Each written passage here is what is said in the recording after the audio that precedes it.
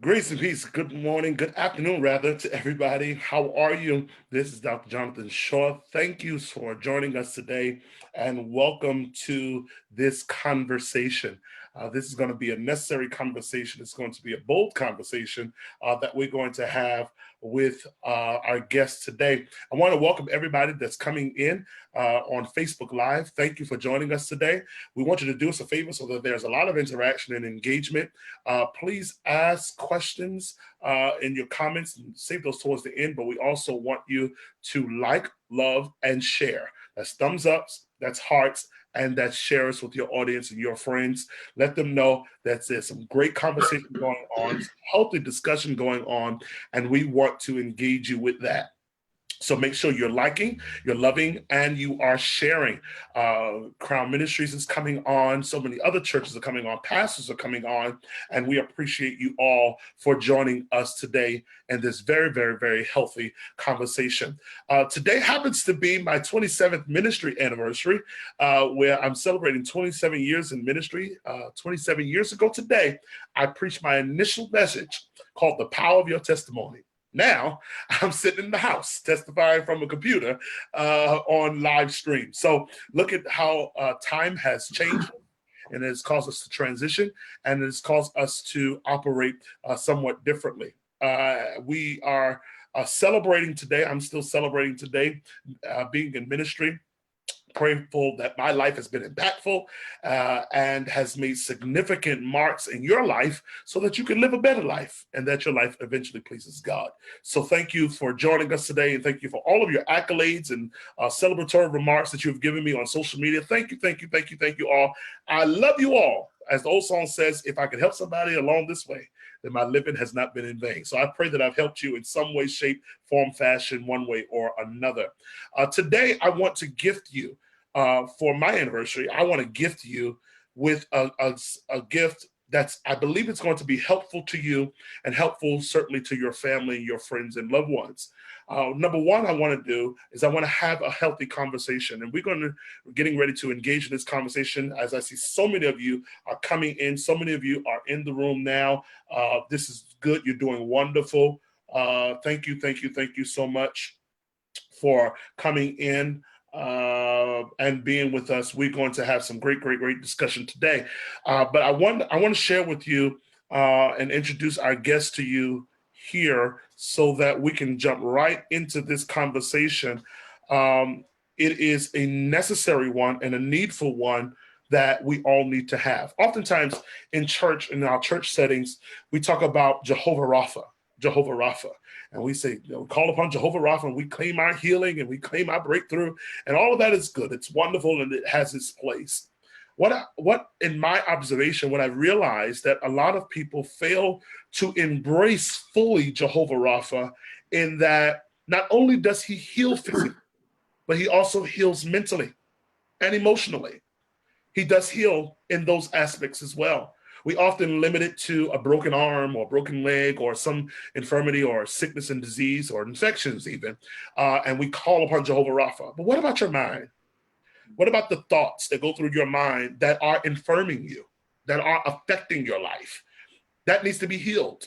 The scriptures talks about casting your cares upon him, for he cares for you. There's a lot of concern with the Lord with our mind, and we need to pay close attention, and we need to pay more attention to our mind and our mental capacity and our mental health. Unfortunately, in too many communities, predominantly and even our Black and African American communities, we have ignored paying attention to the mind. Psychotherapy, psychology, family therapy, we've ignored it because we've put negative stigmas upon it. And therefore, we didn't engage it, we didn't participate with it, we didn't encourage it. But I believe that times are happening now, and especially during this pandemic, we're opening up to new conversation concerning mental health. And I think it's important now that we engage as fully, even in a connection to our faith. How does our faith fit in with all of this? And what we believe. And so I want to have this conversation around this topic concerning grief, and really understand how to have belief with grief. How do you really do that? And even in times like this with coronavirus, COVID-19, the global crisis, the pandemic that we're in. How do we do that? Many of you know my sister-in-law, my wife's sister, passed away, went home to be with the Lord. And one of our members' mother as well had transitioned, went on to be with the Lord. And you've heard the news, you've seen the numbers, and some of you probably experienced loved ones yourself who've passed away. But what do you do in those instances? At my sister-in-law's funeral, they only allowed 10 people. We couldn't hug and touch as we would normally do. With the size of both of our families, hundreds, if not 1,000 people would have been at this homegoing service. But that wasn't the scene when we did her homegoing service. Just a few people there. We actually had to turn a computer on to a Zoom so that people who could not attend could at least see it virtually. A funeral virtually, that's different. That's way different than we've ever expected. When we finally went to the burial, the cemetery did allow 5 people, 10 people there. Some cemeteries aren't allowing that, but they said that we had to stand at least 100 feet from the gravesite itself.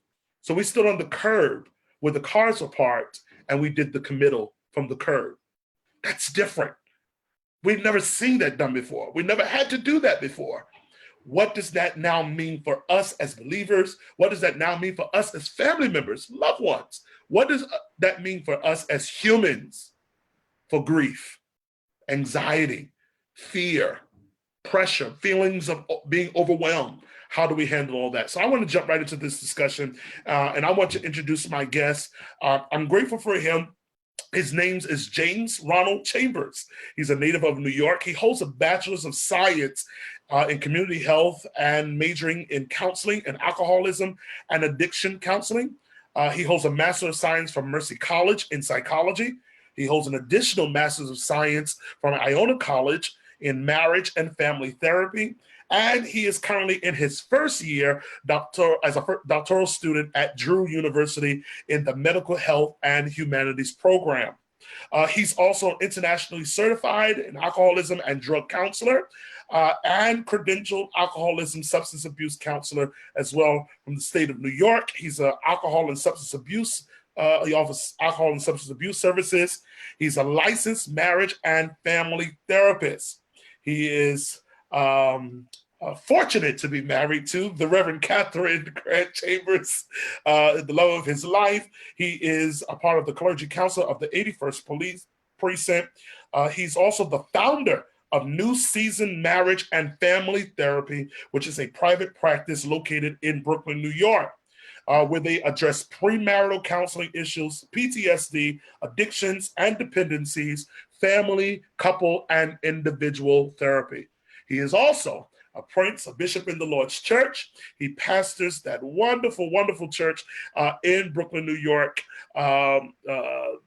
St. Mary Church in Brooklyn, New York, the City of Hope. We certainly appreciate him for being with us today, and we honor him. Everybody, please welcome Bishop James R. Chambers. Today, we're going to call him prophetically Dr. Chambers. And we're glad that he is with us today to be a part of this engaging conversation. Just give us some words of greeting, Bishop Chambers. Dr. Short, thank you so much for having me to be with you today. And certainly our conversation is necessary and it's needed, particularly with COVID-19 taking away the indignity and certainly the significance of being human in our mourning and in our grieving. I have lost, we stopped counting, but 23 of my friends and colleagues that I have worked with, fellowship with, sat on committees with, boards. I've lost them. I've lost, so far, we have a count of about 6 members in our own church. And I've had a couple of relatives touched by COVID-19 who, thank God, have recovered, but our lives have been changed forever. Mm-hmm. Forever. So, yeah, our lives have been changed forever. I posted something on social media the other day and say, just in case you haven't heard, normal has died. It has. And we didn't get a chance to go to the funeral. It has.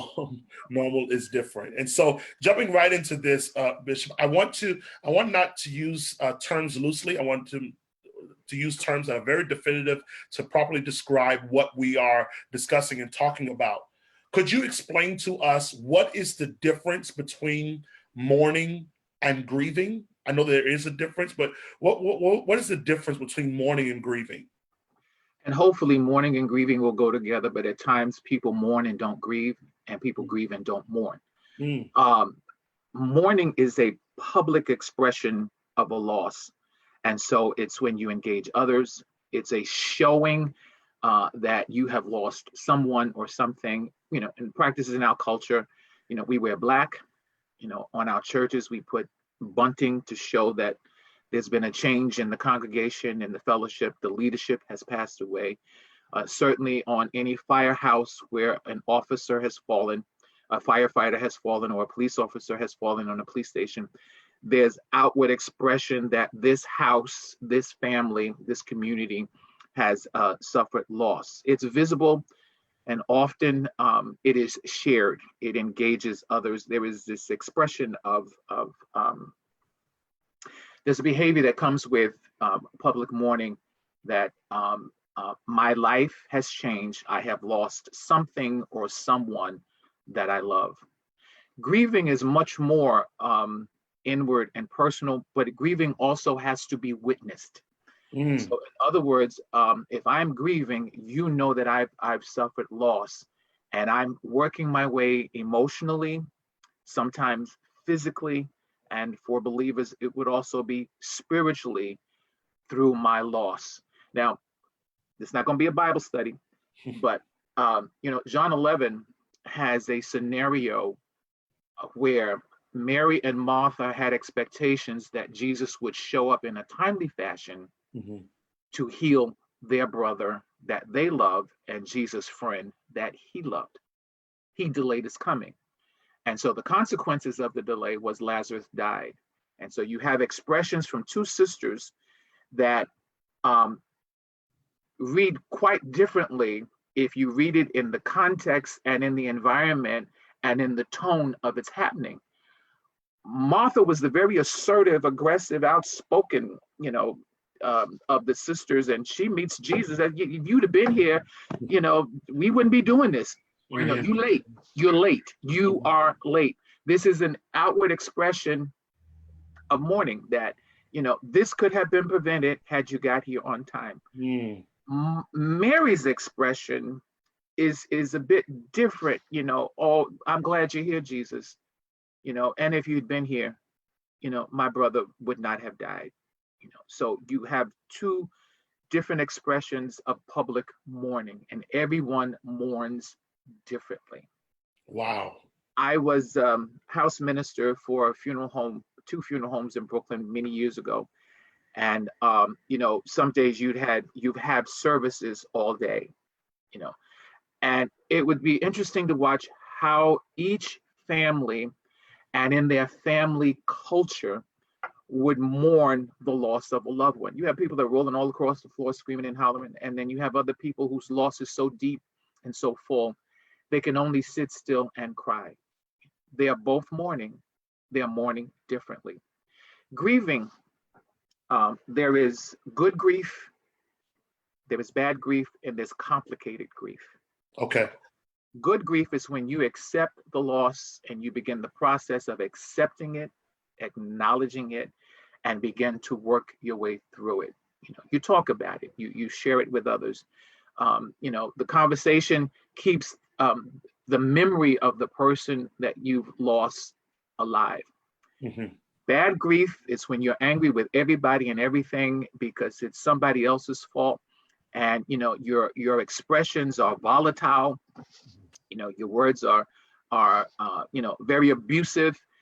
It's hurtful to you and hurtful to others around you. Complex grief is grief that doesn't seem to have a resolve. And I don't use the word closure because I think closure means something else to me. And I don't think you can ever come to closure on the loss of a loved one because you always have the memory of the loss. You live with it. You're surrounded by memories of it.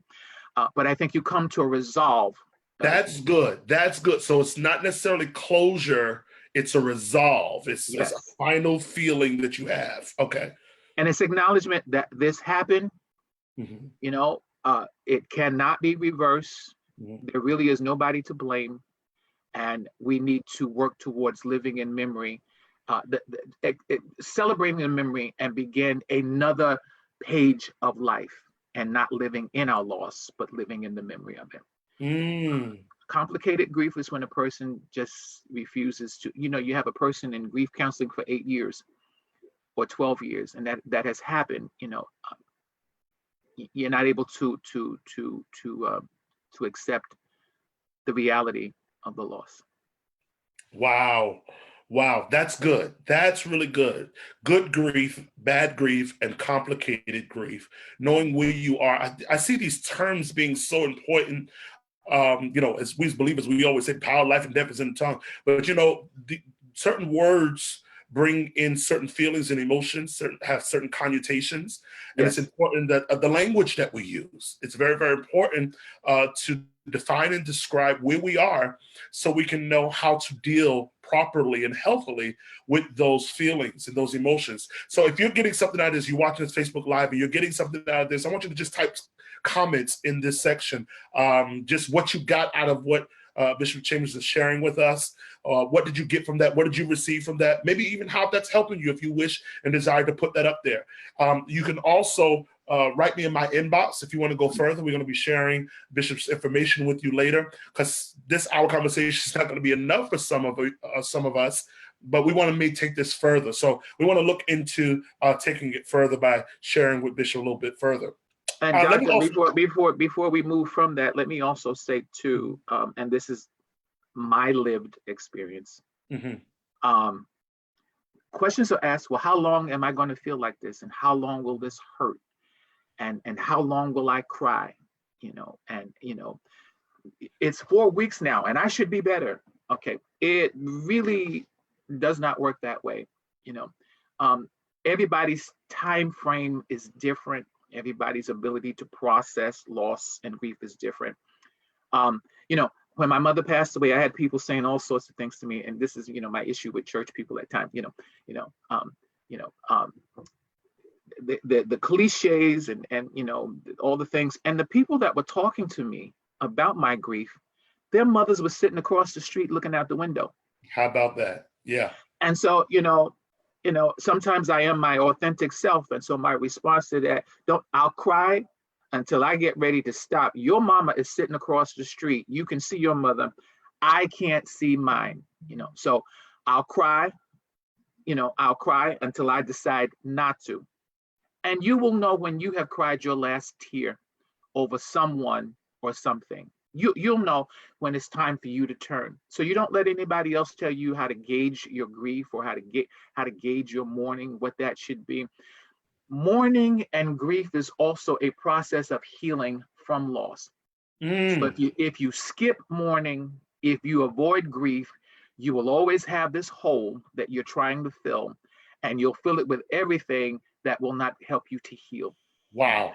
So, there's no harm in you mourning. Let me say one other thing, and I said I wasn't going to make this a Bible study, so here we go. Um, we talk about social distancing and physical distancing. The first expression that we have of social or physical distancing is at the crucifixion of Jesus. You have his mother, her sisters, and the women that followed him, and the men that followed him. He's hanging on the cross, and from a distance, they watch him become a mangled clump of flesh, with no ability to say, Jesus, we're here. We love you. We're going to hold you so the pain won't be so bad. We're going to touch you. We're going to put a compress on you so that, the pain, we can ease your pain. They had to stand at a distance Wow. and watch the suffering. Wow. Wow. And we are living in this is COVID-19 is a Good Friday experience for all of us. And not all Good Fridays end in a few hours. Sometimes they last a few days, a few weeks, and a few months, Woo. where you have to live in the pain, live in the suffering, And no, at that moment, you cannot ease it and you can't find comfort. You have to live through it. And although you're living in a Good Friday, Sunday is coming. Mm-hmm. But the other thing that we also need to know too, not all resurrections happen in 3 days. Wow. Live through it. Yes. I think oftentimes I've seen people attempt to escape or skip over. Some profess that they're super, human, and they have super strong emotions, and they're being strong, be strong, which is a term I don't I understand. dislike strongly. I don't know what that Be is. strong. For what? Why do I have to? Yeah. And for who? Yeah. But to go through it and to realize that it is a process. It does not occur overnight. It's not going to change overnight, especially someone that's been in your life all your life, or 20 years, 10 years of your life, and has impacted your life. You're not going to just get over that emotionally in 3 days. It is a process. And I think that's very, very important. Yeah. Yeah, very, very important. So then with social distancing, we look at Jesus, and the Marys and John down there, social distancing from Jesus at the cross. We're now quarantined because COVID-19, and we have to practice social distancing 6 feet apart. What are some of the healthy ways then that we could grieve and mourn now? What are some of the things that we could possibly employ? And I think we're discovering that now because Okay. we're in a place now where we've never been before. Hmm. You know, our people as a culture, you start traveling up from wherever you from, because Aunt May died. We got to go. All of us have to Hmm. go. We got to get there, pack out the church, friends, family, and of course, whenever we gather together, food is a part of our being together. We don't come together and don't eat. you know, that's a sin. Amen. you know, somebody got a chicken leg somewhere. Um, there is the touching and hugging and the embracing and the exchanging of conversations, which has been prohibited Hmm. at this point in time. We can't do that. And so now we have to learn the art of conversation. Wow. More so and more so than the art of conversation, the art of listening, and listening without judgment or presuming that you know what the person is going to say or what they mean. Just listen. Mm. And and no judgment, you know, no assumptions means people are going to say what they're feeling. And when you start to speak from your feelings, the language isn't always appropriate. It is always nice. It isn't always, pretty and laced up. It's as ugly as the pain that you're feeling, you know. And if you're going to be a comfort to them that mourn, you have to be willing to step into that process and into that pain.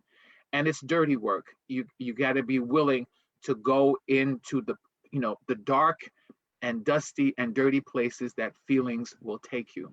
You know, um, again, when people that I loved have passed away and we prayed for them and they died, my conversation with the Lord was very candid, and thank God, He's not offended by my disappointment with Him. This is not what I told you to do. Right, right. This is you not know, what I prayed for. the prayer meetings that we had, this is not the outcome that was supposed to happen. And here's what we're learning now. Hmm. Many of us we're learning now that when we pray, our prayers can't be one directional, meaning, Lord, you do this, you do that, you do the other, because we're believing you, because you can. And, we're telling God all about Himself, and this is why He should do what we're asking. Um, Here we go. Jesus does this wonderful thing in the Garden of Gethsemane. Let this pass from me. Wow. Wow. You can stop this before this gets started. Can this be done some other way? Is there some method of doing this? But here's what He says, and this is what COVID-19 is going to bring many of us prayer warriors to. Nevertheless, not my will, but your will be done.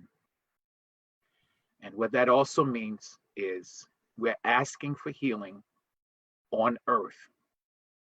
It's very likely you're going to provide healing in heaven. Mm.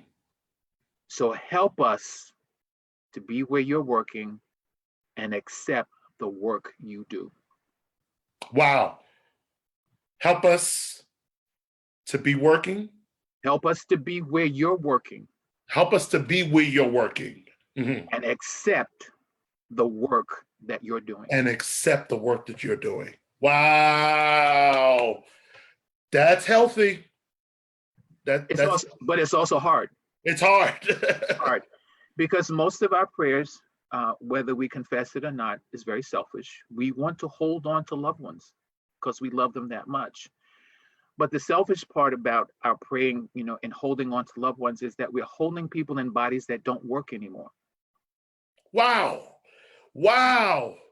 And that's a miserable place to be when a mind and a spirit and a soul is trapped in a body that is no longer functioning, which in part says to us we don't always believe what we preach because we preach about being changed. To be absent from the body is to be present with the Lord, and we keep praying for healing because we want you to be present with us and not with the Lord. So this process of mourning and grieving, and learning how to grieve is also a process of knowing when to let go. Conversations that families don't have, that's needed. That should I take very ill, and it's determined that I will not return to a quality of life. This is what I don't want done.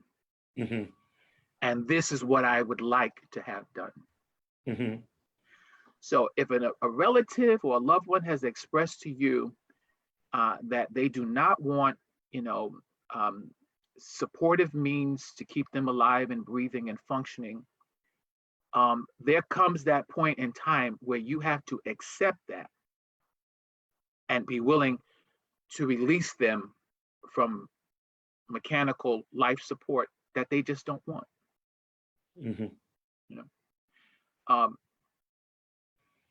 It's a difficult thing. Yeah, it's a very difficult thing. So it's really embracing very strongly talk therapy. It's forcing us to talk and have a conversation. We can't hug. We can't sit around eating that chicken, and Auntie's famous macaroni and cheese. We can't do that, but we can have a conversation, and it's forcing people who don't ordinarily do that to now you have to do that if you want to grieve and mourn effectively and endure that process. It's forcing you to talk. So that whole idea of holding it inside. No. Yeah. No. So here we go. I lived in the projects. So and I lived in Albany projects. So Yeah. So and some folk who are familiar with those houses, most of the closets in the bedrooms and every other room were covered with curtains. There was one closet with the door, and that closet was in the living room. So we didn't have any storage. So, when company was coming, you get stuff up to make like you don't live like you live, so that closet, we would pack all the stuff into it, just keep putting stuff into it. And, when it had as much as it could take, what we would do is, put more stuff in it. And then we would back up against the door, and wait for the click, and then we know it's closed. So here's the problem with that. It can only hold so much for so long. Wow.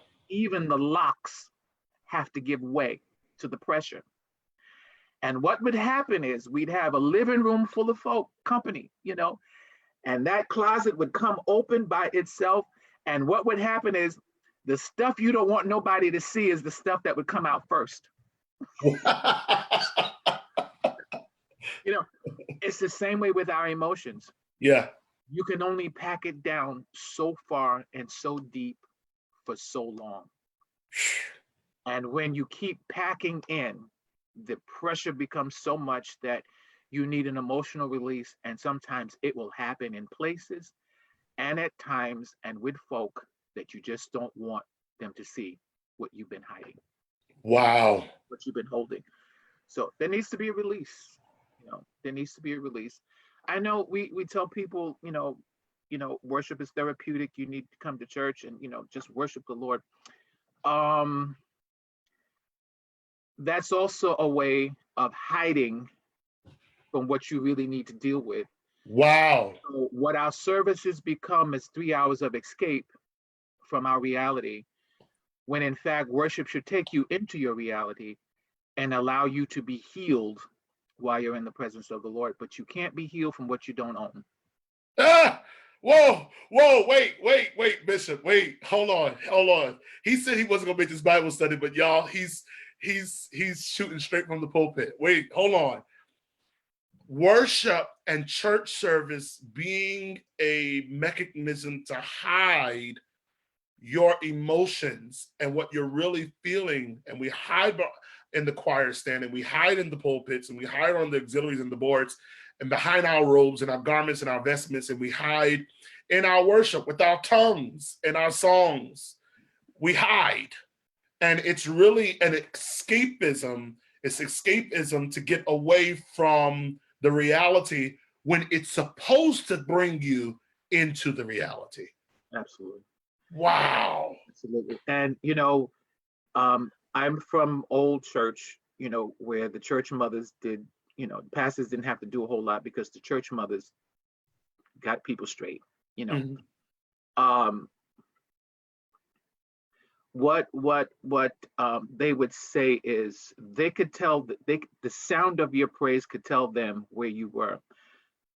So if you were struggling and stressing and you were trying to praise, they would say that's a strained praise. That person is struggling. Mm. When a person was delivered, that praise had a different kind of sound. It really had a different kind of sound. So often what is perceived by, you know, some leadership and worshipers these days as, you just praising your way through, that's somebody that is really struggling. Mm. And the sound tells you this is a struggle worship, this is a struggle praise. And there needs to be a release, there needs to be and it's not a judgment, it's Right. not a judgment, it's what you're hearing and what you're seeing. And sometimes those church mothers would pay attention to what they were seeing and hearing, and they would come and lay hands on you and speak to what it was that you were struggling with. Yeah. um, we become an intelligent group of worshipers, and sometimes we're so smart that we miss what's happening in front of us. And so many times the people that are struggling, we give it a terminology when Mm-hmm. we really need to be having a conversation. What's happening? Mm-hmm. And when they start with "I'm blessed of the Lord and highly favored," okay, good. Now tell me what's happening. Mm-hmm. Really, what's going on? Wow. The disguise. So I think those who are around individuals who are grieving and who are mourning, that you have a strong sense of discernment, that you can decipher and hear it and discern. I hear you, but I hear you. Yeah. And I see you, but I see you. Yes. And to be able to help them navigate that process. No judgment. It's not judgment. It's I'm not going to encourage you to ignore your reality. I'm not going to be an enabler to you. I want you to healthy grieve. And doesn't mean that you have to roll over the floor and beat the floor and cry, have a temper tantrum either. It just means you have to go through this process. You have to vent. If not, you're like that closet when the guests are over sipping their tea, and now you got baseball bats and all kinds of stuff falling all over you. And the guests didn't do it. They're like, where did all this come from? I didn't know you did that. Absolutely. That's good. That's good. Some individuals, and you came to our church and you had this session with us. We have been in relationship with Bishop for quite some time, but dealing with anxiety levels, coping with this season, because as I hear you saying, grief and mourning is not just the loss of things, or rather people, but also things. And that we've noticed, I've read statistics yesterday that even the suicide rate is increasing in this time. Individuals who are struggling with anxiety and feelings of being overwhelmed, how do they cope in this time? What's the coping? And certainly part of it is definitely talking. Hmm. Some of the people that I've seen and had conversations with, who have anxiety, they feel like they have I've got the virus, you know I'm having a heart attack, you know I'm gonna die any minute now. Okay, so let's talk through this. um do you have a fever? um the symptomology that's associated with COVID-19. you know um Someone who always had a heart attack. So how many heart attacks have you had? you know and you've not been to the emergency room. You've not been. Okay, so apparently what you think is a heart attack is not. And we need to talk about, what brings you to this feeling, what brings you to this place, what makes you feel that you're doing this. And so um, I would tell anybody that's feeling anxious, certainly prayer. If you are a spiritual person, believer, you know, prayer and prayer is a conversation with God. It goes two ways. There's somebody talking, there's somebody's listening. Certainly you refer to scriptures that will help you to, calm you, and bring you back into the space that you're in. Mindfulness practices are very helpful. I have few people that I, tell them, when you're feeling that way, you you you do this: 1, 2, 3, 4, 5. 1, 2, 3, 4, 5, till you get to the last, your last finger. And if you got to go to the other hand, go to that one. You got to use your toes. You do that until you find your breathing coming back to normal rhythm, and what you're feeling has passed from you. Um, you have to work through this Yeah. anxiety, depression, and all of the emotional seesaws that you experience. You have to work your way through that and developing skills, tools, to deal with feeling anxious and with feeling depressed. You have to work your way through that. You have to get yourself into something, or with someone who will walk with you through those feelings and through those experiences. Uh, you know, um, I've Our prayer over the past few weeks have been intentional. Hmm.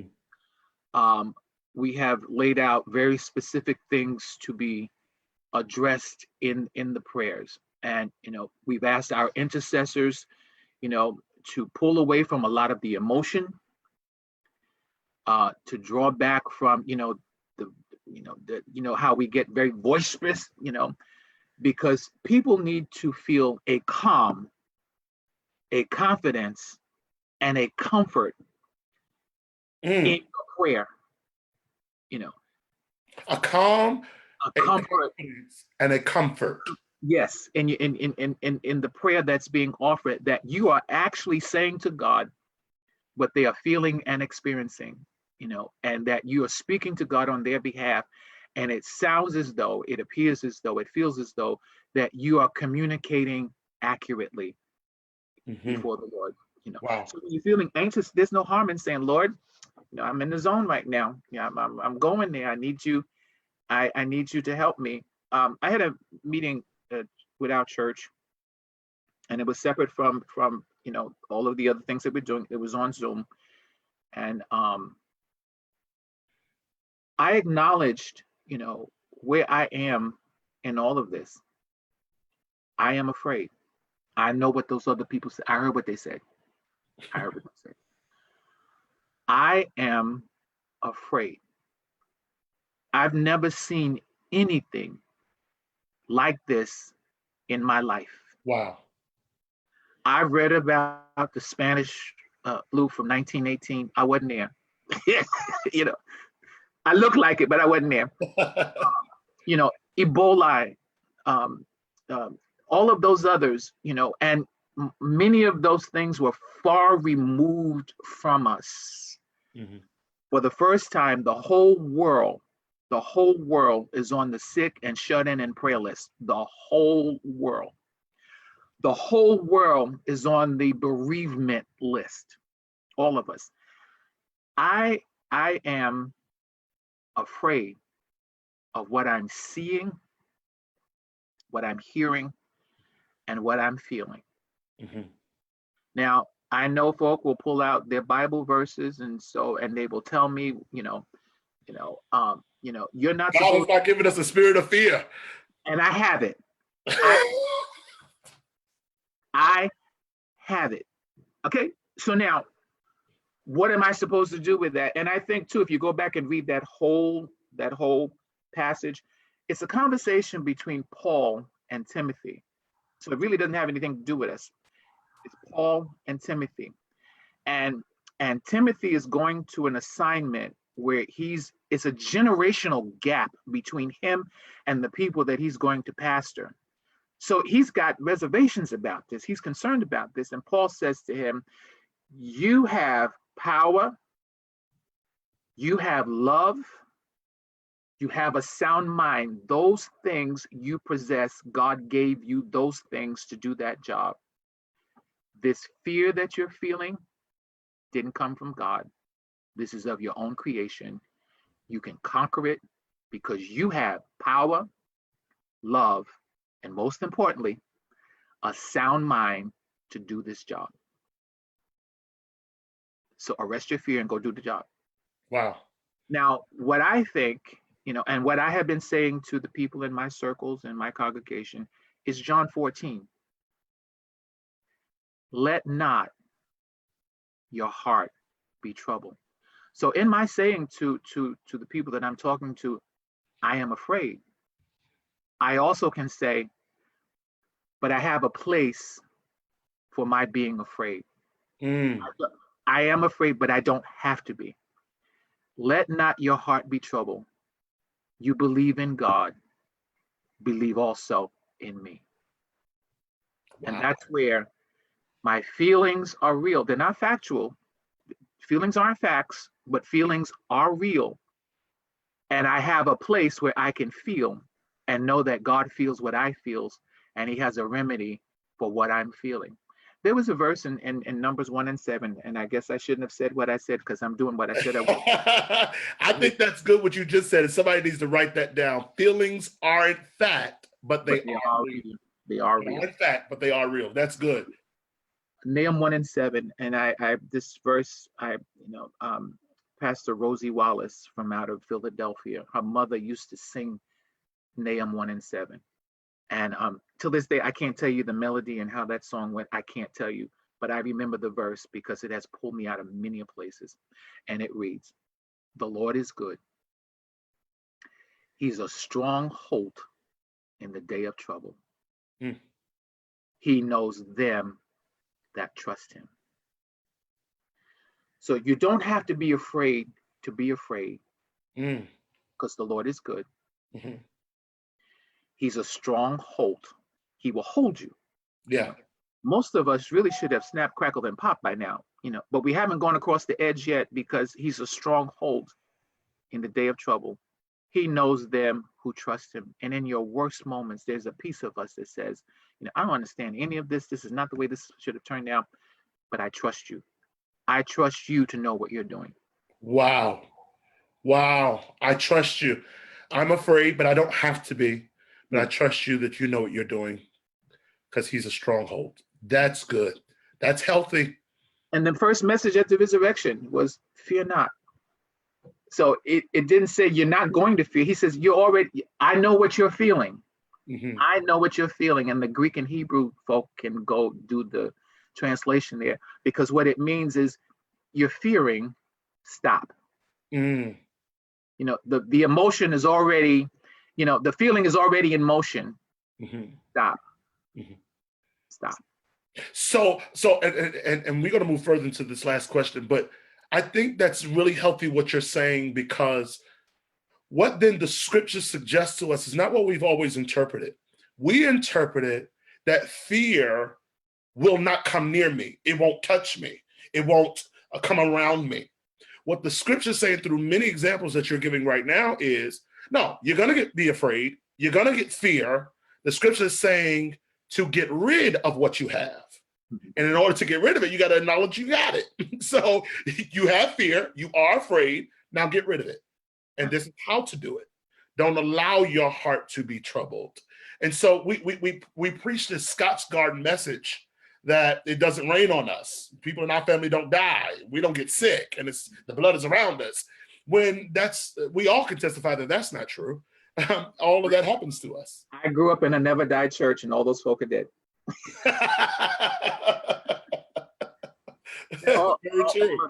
All of them are gone. Yeah.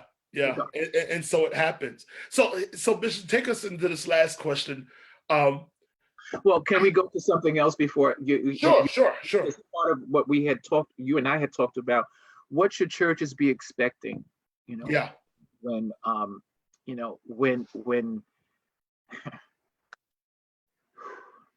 when this is over. Well, that's where I was going. They want to get back to normal. They want to get back to normal, and normal we has go back to church to give them a praise because we made it. And this is where I get a little emotional, because I've had these friends that passed away, and then I have friends who are bearing their members, and sometimes they're bearing several members in one family. And I think we're skipping the battle, the recovery, and marching into triumph and victory. Here in New York, we've been told May 15th will be the start date when outdoors will open up again. That's what we're told. What does that mean, and what is that going to look like? The world's going to open up again and everybody? I don't think so. And our governor has done an excellent job, and being, cognizant of his responsibility to keep us safe. People, there's the first Sunday back, we're going to dance. Well, in light of what we're living now, let's see what the first Sunday back will be, because the first Sunday many of our churches open up, our members aren't coming back the first Sunday we open up. You go, and let's see how you make out.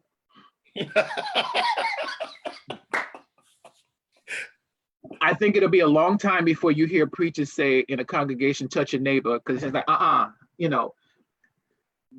they said you can come back out. I don't know, if I'm ready for all of that. Those who will be going back to church will be going back to churches that will have empty pulpits. That's going to also bring to bear the reality, bring to witness the reality of what has happened these almost 90-something days. Those pastors who will go back to church will find that the congregation you had the third Sunday in March is not what you have now, whenever it is that you go back. Yeah.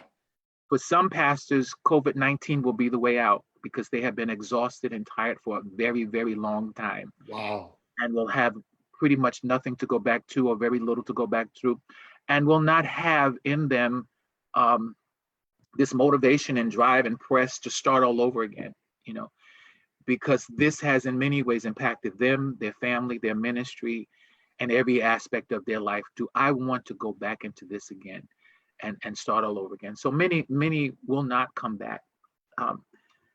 The recovery from this is also something that needs to be considered, because I've got 23 friends that passed away, and this is not including those in my church and other people, where I stopped counting. We couldn't have funerals. And so now we have this onslaught of memorial services, because families and friends and communities need a resolve. Wow. We need to come to, when will it be safe for us to come together? We don't know. But in order for us to go to the next phase of what we are experiencing, we need to mourn. We need the community to come together. Our grieving needs to be witnessed. You know, Hmm. we need to do this. And in some churches, there will be a memorial service maybe every week. You know, everybody needs their own individual space to feel and say what they need to say and feel about the person that they love, or the persons, that they love. It's going to be very difficult to shout when people are crying and grieving, and the reality of their losses, have come to bear. So, Bible tells us to mourn with them that mourn, and grieve with them that grieve, and that's not going to be easy to dance through just Yeah. yet. You know, and so the recovery, and the resolve that needs to happen, and it may not, not all resurrections are in 3 days. And first of all, for us to know that there is a resurrection, you got to come out the tomb. Right. So the coming out the tomb is going to be a process in itself, Yeah. before we can say that we have been truly resurrected. How long will this take? I don't know, because it possibly will take us over into 2021. you know and we can follow the Lord in the light, but can we follow him in the dark? Mm. And for a little while, we may have to walk with the Lord in the dark until he brings us to the light. Can you trust him? Can you follow him in the dark? And we're going to if there's going to be a resurrection, you're going to have to follow him. you know you know when I have to get up at night, I don't turn lights on because I want to stay asleep. So I scale the walls because I know, I've already mapped it out in the light. I know where everything is. But if I'm staying in a hotel, or some unfamiliar place, and I get up in the middle of the night, you know, I can't trust scaling the walls because this is new territory for me, you know. And even though I saw it in the light, I didn't study it well enough to know how to negotiate my way in the dark to get where I need to get to do whatever it is that I need to do. This is one of those moments where we've never been in this kind of dark, and we are not familiar, with which way to go and how to negotiate our way through the dark. So we have to trust God truly where we can't trace him. Wow. This is a new kind of dark. It is. It is. Can you follow the Lord, and can you trust God in the darkness that you cannot control? Wow. No, And we can't control it. no, no. So, a quick finish and a quick ending may not be in sight. That was the problem with Jeremiah's prophecies. You know, we Yeah. want this to be over. Jeremiah kept saying, it's not going, not like that. So you really need to trust God, because, it's not going to end that quickly. And even when it ends, there are the residual effects of what has happened these many days.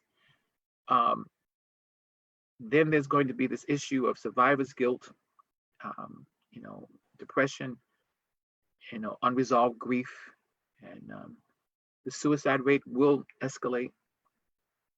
And suicide is one of those things that, there's a hairline between suicide and homicide. It's just it's just that close. And people have sat in rooms and smiled and laughed and walked into another room and taken their own lives. And I've heard of cases where people sat in the same room where the laughter and conversations were going on, and took their life right in front of everyone else that was in the room. These are real issues that needs to be addressed, and the church needs to be very cognizant of the impact that this pandemic has had on our members, Wow. on our leaders, And I would encourage pastors to please make connections, professional connections, Mhm. with people that can work in a scope that you may not be trained in, Mhm. to help you, with this. And then many of our pastors, will have to work to resolving their own grief and losses, you know, through this. So what's church going to look like? Um, when we have experienced a full resurrection, it should never look like it did before this. So it won't look the same. It it cannot. It cannot. And if it does, it's going to be to our own detriment. Wow. If Our it own, looks the same, it'll be to our detriment. Wow. it's like a drug addict going back to the drug that almost took you out. And addicts will test it. I feel better. I got one more run. I got one more run. I got one more. And there's a saying in the recovery community, the next one could be your last one. Wow. You know. So going back to old behaviors, looking for things to be normal could be to our detriment. And I mentioned in a sermon recently the term that we're using, new normal. And I said, it is my prayer that we will be more new than normal. That we become more new than we are normal. Yeah. Yeah, I agree. I agree with that. Wow. If you're on Facebook Live and this is helping you, I want you to write in the comments right now, this is helping me.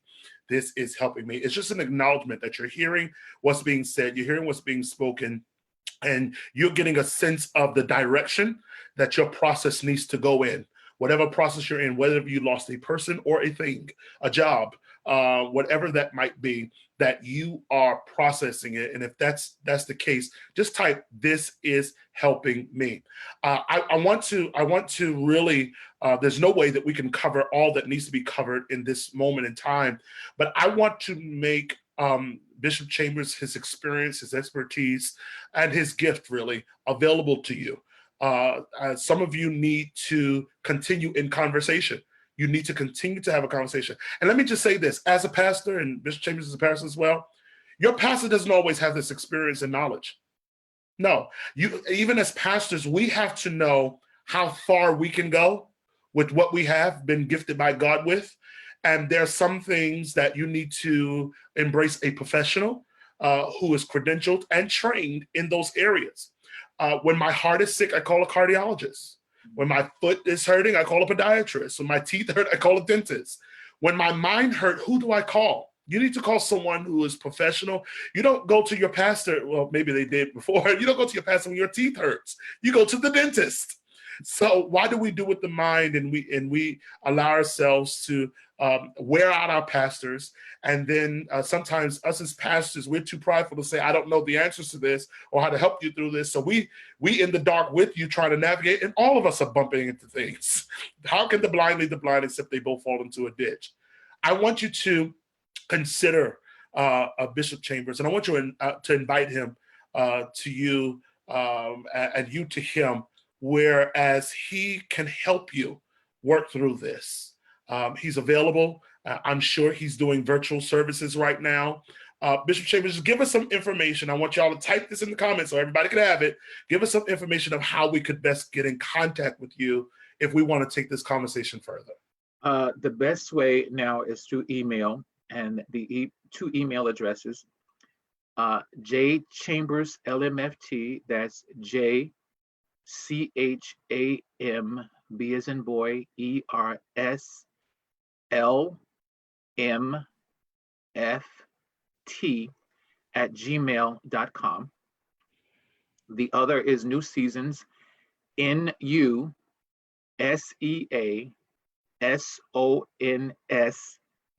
Therapy, one word, New Seasons Therapy, NUSEASONSTHERAPY @gmail.com. Okay, so those two.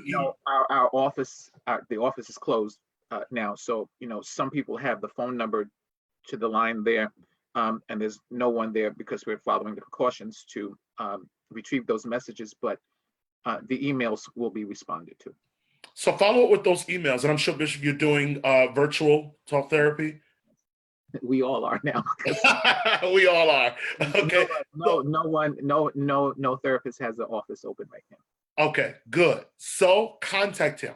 He can reach you right where you are, and communicate with you reach out if you want to take this conversation further. Now, you're going to have to compensate him. This is what he does professionally, but he can help you navigate through that as well. Let's, at minimum, let's reach out. Let's reach out and let's find out what we can do in this process to figure out how can I endure this season.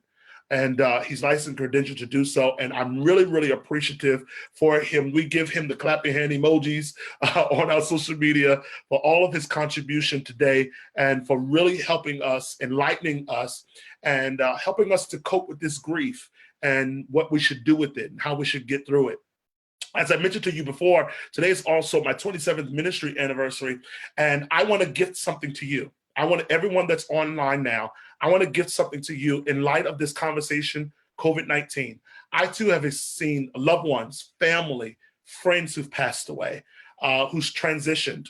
One of the hardest things to do is to mourn and have a funeral service and have some sense of resolve in this season. But another additional overwhelming feeling is to not know what to do. What does our loved one want? Where should their possessions go? What should we do with it? What's the bank account number? Where are the insurance papers? All of those things are matters that add on to the pressure that this time is already bringing to us. So I want to gift something to you. I want to make available to each and every one of you, especially those who don't have anything in place at the moment. I want to gift a free gift that is valued at $25. I used to sell this, but now I'm making it available for free. It's a last will and testament. A last will and testament. It's what to do with you when you're gone, what to do with your possessions, what to do with your inheritances, what to do with your money, your bank, your clothes, your furniture. What should we do? It's a full 12-page booklet of funeral requests, your background, your history, a document locator. You know, Big Mama always kept documents in this little strong box somewhere that no one know where it is. Neither do we know how to find it. You need to write that down and have it documented. Where's your insurance? What insurance company do you have? What's the policy number? All of that information is held inside of this one booklet, Last Will and Testament. I'm making it available for you. I want to gift it to you. It's my anniversary gift to you so that your family knows what are your final wishes. Even when COVID-19 is over and we can have somewhat of a funeral homegoing service like we used to have, what should we do? Who should speak? What scriptures you want read? What song you want sung? Maybe you don't want somebody to talk at your funeral. That's noted right here inside of this booklet. I need you to get your hands on it. I used to sell this available for $25, but I'm going to make it available to you. Dr. Shaw, how can I get it? This is how you get it. Take your cell phone and simply text JIS27. JIS27. You're going to text that to the number 71441. It's going to tell you to text. It's going to give you some information, but you text JIS27 to 71441. Now, I want you to give me something for my anniversary too. So it's going to also prompt you to ask you to subscribe to some of my social media pages and platforms so that I can continue to stay in contact with you and I can relate with you and we can have conversation. I also have a podcast. It's going to ask you to subscribe to the podcast. It's also going to ask you to subscribe to my YouTube channel. And lastly, it's going to ask you to subscribe to my Facebook public page. When you just like those pages, subscribe to those pages, and just respond done. When you've done all three of those, it's going to send you a link with this booklet. All you have to do is download it on any device, email it to yourself. Just text JIS27, one word, JIS27, to the number 71441. And you'll be able to follow those prompts. Text done when you've completed those subscriptions, and you will get this freely downloadable to you. You can email it to yourself. You can email it to family members. I know some of your family members need it and want it. Do that today. It's my gift to you. It's also going to be your gift to your family because they're going to know what they should do with you or after you. You could be rejoicing and going on with Jesus and having a great time with the golden streets and the pearly gates. But we're mourning and we're grieving. Don't let your family and friends mourn twice because you didn't set in motion what should happen. Proverbs 13:22 says, a wise man leaves an inheritance for his children's children. If you're wise, you will get this booklet. And don't just get it, fill it out, download it, and complete it so we know what we should do with you. Thank you so much. I appreciate you. Bishop Chamberlain, some final words would you like to give us today? The phrase that I've been using with our fellowship, each time we meet, is walk in faith, live in hope, resist the fear. Walk in faith. Yes. Live in hope, resist the fear. Wow. Thank you so much, Bishop Chambers. That was great. That was wonderful. I really appreciate it. He's great. Remember, reach out to him, send him those emails. Let's begin to process through this grief so that we can be healthy. I love you and I appreciate you. I wish you all well. My final statements have been to everybody is this: stay safe, stay sanitized, and stay inside. I appreciate you all. Thank you so much. Thank you, Bishop Chambers, again. I wish you all well. Have a great evening, you guys, and we will be talking again soon. Bye-bye for now.